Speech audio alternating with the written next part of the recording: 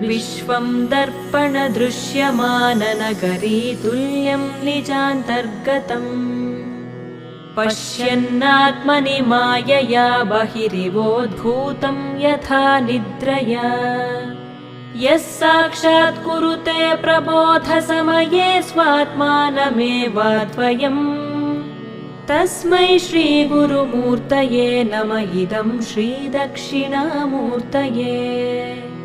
तस्मै श्रीगुरुमूर्तये नमः इदं श्रीदक्षिणामूर्तये बीजस्यान्तरिवाङ्कुरो जगदिदं प्राङ्निर्विकल्पं पुनः मायाकल्पितदेशकालकलना वैचित्र्यचित्रीकृतम् मायावीव विजृम्भयत्यपि महायोगी वयस्वेच्छया तस्मै श्री